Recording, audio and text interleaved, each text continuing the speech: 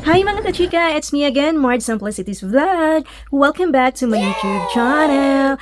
Let's get ready with me for today's video. I'm gonna share you about my treadmill stress test. Familiar ba kayo nito? Kung hindi, ayan, this video is good for you. So if you are interested, please don't miss it. And before I start this video, please like, subscribe, and click the bell button so that you are notified to my next video. Okay, let's get started. Hello everyone, it's me, Mart Simplicities Vlog. Welcome back, Mart Chika na ta. Get ready with me guys for today's video. Let's go! Good morning mga kachika, a day of my life. Yan, kagising lang natin and get ready with me for today's video. So yan mga kachika, tapos na ako nagluto ng oatmeal. So ayan ang aking oatmeal. Ano yan, may multigrain with flax seeds, yung may mix na oatmeal. Tapos nilagyan ko siya ng half of banana. Tapos nilagyan ko konti ng blueberries. Tapos ayan, ubos na. So tapos na po akong kumain mga kachika, no. So light breakfast lang, no. So konti lang talaga, mga 1 cup yata yung ano. Tapos sinaluan ko ng half of banana, tapos may blueberries na. So ayan, solve ng aking breakfast. So maliligo na ako kasi yung appointment ko is 10 o'clock. So i-update ko kayo later. Bye for now and see you later. Ayan mga kachika, welcome back. So ayan po ang ating suot. Oh. As a simple like that. Okay, samahan nyo kami sa aming pagbiyahe. Pupunta na tayo doon sa clinic ng aking appointment. Let's go! Ayan po ang minutes ng ating biyahe, no? Medyo malayo, 19 minutes. Ang kagandahan lang dito mga kachika, ayun lang, mabilisan kasi walang traffic. So as you can see, but keep safe driving pa rin. Ingat-ingat lang sa pagmaneho. At habang tayo ay nasa biyahe, ayan, nag-video talaga ako mga kachika para makita nyo din kung gaano kalawak ang kanilang daan. Tapos tingnan nyo talaga yung daan nila. Grabe ang lawak. Tapos ang laki ng lupa ng Canada. Wala kayong makikita na bahay. So yan mga kachika, ayaw ko talagang magmaneho dito kasi alam nyo, ay ginoo ko parang lalagpot na yung espiritu ko sa kabilis ng pagbato. Tapos grabe ko grabe ang lawak ng kachika. Kita nyo naman kaano kabilis yung magpatakbo si Daddy. Diyos ko, guys, parang humiwalay na yung kaluluwa ko. Kunya nga to ang driver dere. Cool radyo kay siya siyang dinagana nga. Ako dere nagkuan na, nagkurog na ang tuhod. Nagmeta pa siya. Alam mo So na siya guys. So 5 minutes na lang itong biyahe, no? And see you there.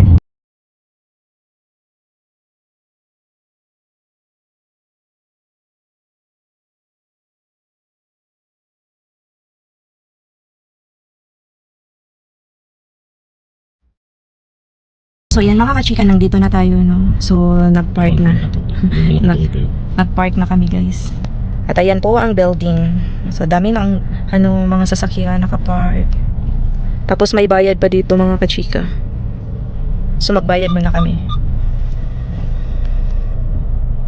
So yan, nakababa na tayo guys. So yan, may dala akong sapatos. Sapatos po yan lang nasa eco bag. Running shoes. So yan po ang building. Ganda ng bulaklak kasi.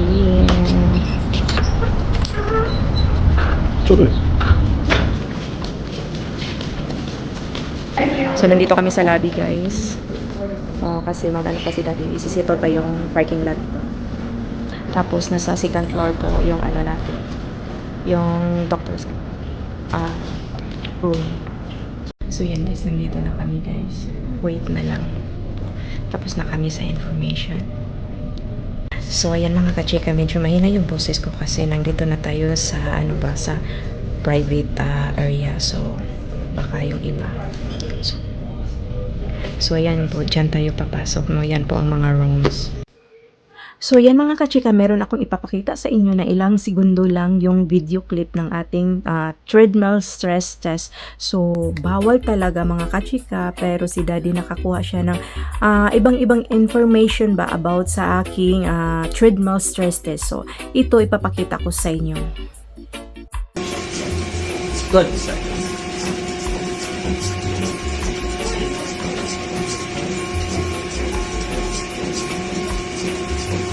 10 seconds.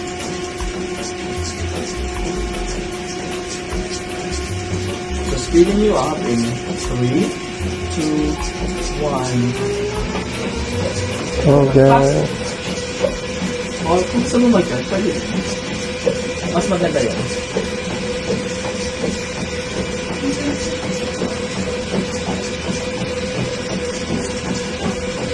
Marami pa bang gasolina na titira sa tangke? Mga full tank ka o kalahati? Parang naka-reserve. Kaya. So, goal number 1, check. More than 6 minutes of exercise. Goal number 2, nasa 93% na tayo ngayon. So, this is a group test. Okay? Ilang, mga gano'n pa katagal kaya mo? Try. Minuto? Kaya. Minuto? Pag-stop ko na. Okay, yun na yun. Oo. Happy pa. Pag sinabi mo sa akin, Jay, tapos na ako or hindi ko na kaya, slow down kita and that is the end of it. Just only for 3 minutes, right? This one is 3 minutes. So, Yeah. meron pa tayong 2 minutes na natin sa stage na to. And then, mas mabilis na yung next stage. Kaya, The kaya. next stage is a run or a jog. Yeah. Tapos yung incline magiging 16. Pataas pa. Every 3 minutes, it will be faster. Pero kung Kaya. hindi mo na kaya, Pwede slow down mo na. Sige ba? walang pause or stop in between. So, pag sinabi mo, okay na ako, then it's done. Pero ngayon, we have a good test. Nasa 96% na tayo. So, dahil mag-stop na tayo ngayon, kasi Okay, sige, stop na po. So, yan mga kachika, narinig nyo ba yun? So, yung treadmill, automatic siya. Hindi siya pwedeng ipahinaan kasi naka-automatic siya, pabilis. So, which is, nag-stop na ako kasi hindi ko na kaya kung ipatuloy ko pa yon. So, mga seconds sila siguro, mag-adjust na naman yun, mag-16 incline, tapos, yung takbo niya, which is mag-higher pa din. So, sabi ni Jay, kung i-stop ko na, so, okay naman kasi nakuha ko na yung dapat i-reach ko ba yung sa heartbeat ng ating puso. So nakuha ko na yun. Sabi ni Jay, okay lang kung i-stop mo kasi na-reach na natin. Kung ipatuloy mo, nasa inyo na yan. At least maano mo yung ma-prove ba na kaya ko yung 15 minutes na takbuhin pero hindi ko na talaga kaya yung 16 incline tapos ang bilis pa. So hinihingal na ako doon mga kachika. So yan, pagkatapos, so bumalik kami doon sa waiting area, naghintay kami na tawagin ako sa doktor to read about the results. So ayan, 1 minute, tinawag ako ng aking doktor. So ayan, nag-usap about sa results. So ayan mga kachika, are you ready about for the result? So ayan, sabi ng doktor about sa treadmill, ang inuna ng aking doktor, yung 24 monitor ko. So before this appointment, so meron pa akong nauna na appointment, yung minomonitor ako ng 24 hours sa aking ACG, sa aking blood pressure, 24 hours meron akong mga devices naka-attach dito sa aking katawan. So parang hindi ko na i-vlog yan. Tapos ayan, isabihin ko na lang din sa inyo. So ayan, yun ang unang sabi ng doktor. So unahin natin, basahin yung 24 hours monitor ng ACG mo, tapos yung blood pressure mo. So, based on your results, so which is okay. Okay yung ACG 24 hours ko na result, yung blood pressure ko na 24 hours na result, which is okay mga kachika. So, thanks God. So, second, itong treadmill stress test. So, yan po ang pangalawang sinabi ng doctor sa akin. So, which is okay. Sabi niya, which is good. Your heart, your ACG is okay. Your blood pressure is okay. So, sabi niya, continue ka lang kung anong ginagawa mo sa bahay, what kind of daily routine na ginawa mo sa bahay. Ipagpatuloy mo yan. Tapos, dito tayo sa blood works mo kasi bakit pinadala ka ng family doctor mo dito sa amin? Ito ang concern niya about your blood work. So, ayan mga kachika kasi last week of June nagpa-blood works ako. So, ayan po, ang result, so meron talagang abnormal. So, may 3 abnormal po. So, kung ano yon about sa aking cholesterol. Yes, cholesterol mga kachika. So, yung cholesterol ko, overall, normal. Pero, yung dalawang part ng ating cholesterol, yung bad, tsaka good. So, unahin natin ang good. So, yung good ko, nag-down siya ng 1. Tapos, kailangan siyang i-up into a level siya, yung good. Tapos, yung bad cholesterol ko, ang boundary ng ating bad cholesterol is 3.5. Tapos, yung sa akin, nag 3.7, which is kunti lang talaga ang nadagdag, pero na lumagpas sa boundary ba. So, sabi ng aking family doctor na careful ako sa aking mga kinakain, lalo na makadagdag sa cholesterol. So, ayan po, ang pangatlo, yung sa sugar. Yung sa sugar natin, yung boundary is 5 point something or 5 flat ba yun? Nakalimutan ko mga kachika. Tapos, yung sa akin, nasa 6. So, kunti lang din, parang nag-add lang siya ng 1. So, ayan, sabi ng doktor, hindi naman to masyado talagang alarming tayo dito kasi mga kunti lang talagang naakyat ba? Pero, huwag nating hayaan na ano pa siya, aangat pa yan. So, sabi ng doktor ko, kung magawa mo to ng ibaba, which is good. Kung hindi mo to magawang ibaba, which is magbigay ako sa iyo ng medication. So, ayan ang hindi natin gawin. So, yan ang iwasan natin mga kachikano, yung mag-take tayo ng mga medication ba. So, yan po. So, search kung anong dapat kakainin. So, sinisearch ko yung bawal sa cholesterol, ano ding madagdag sa ating good cholesterol. Tapos, yung sa sugar din dapat, limit lang tayo. So, ayan mga kachika. Tapos, sa advice ng aking doktor na exercise every day. Yan daw talaga ang exercise makatulong sa atin mga kachika.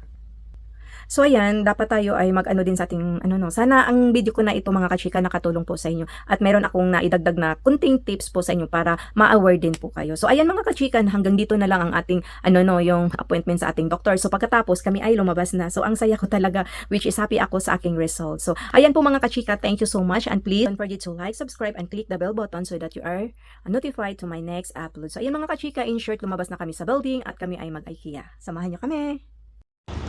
So yun guys, nandito na kami sa labas. Aalis na kami tapos mag-IKEA kami.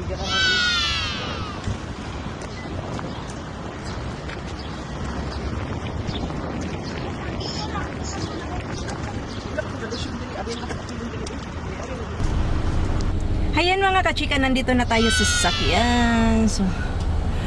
So yan mga kachika, nawala ng kabak. So, thank you, Lord. Sounds good to hear. My results, everything is normal.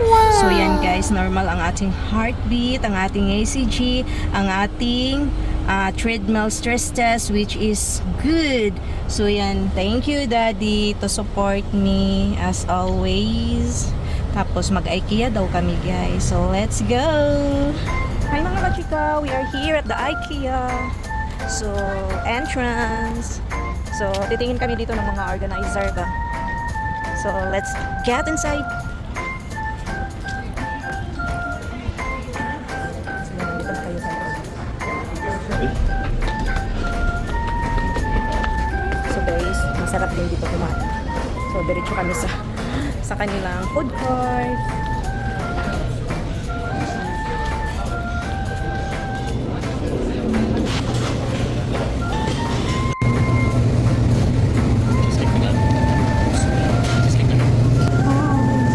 Daming mga sweet, which is bawal yan sa atin guys. Ayan, mag-cheesecake si Daddy. So ayan guys, may ito. Ayan guys, I like that.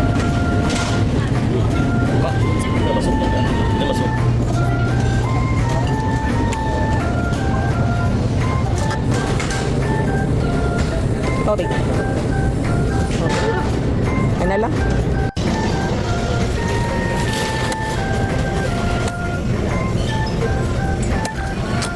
Ano?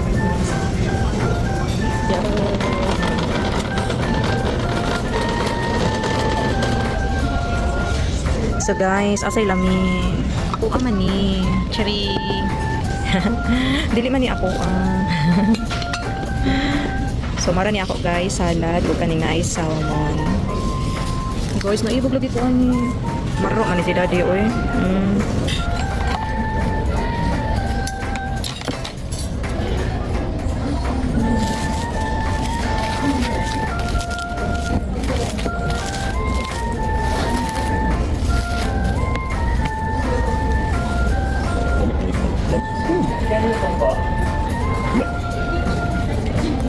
Cheers.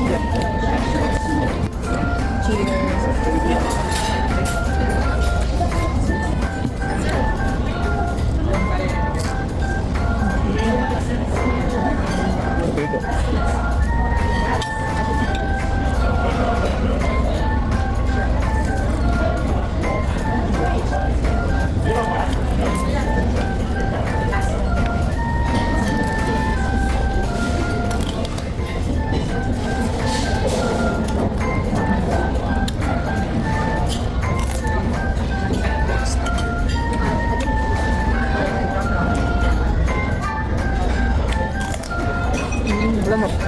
ni Fernando.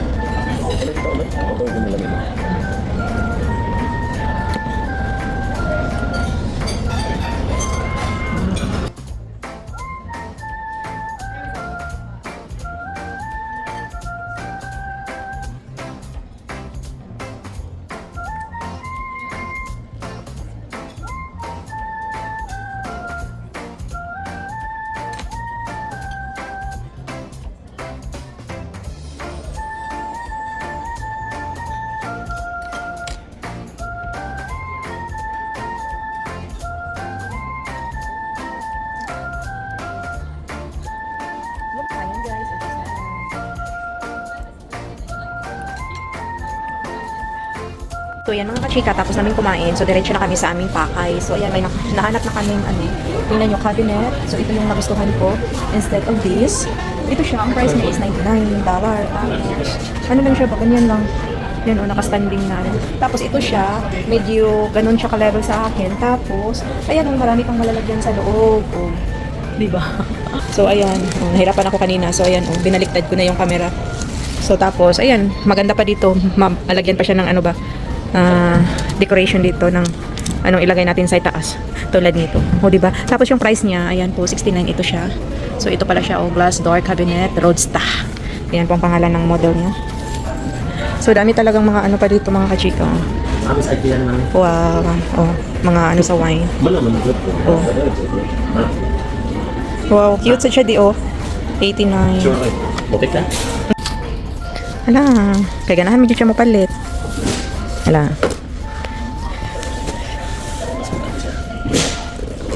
Tikpugong ako dali.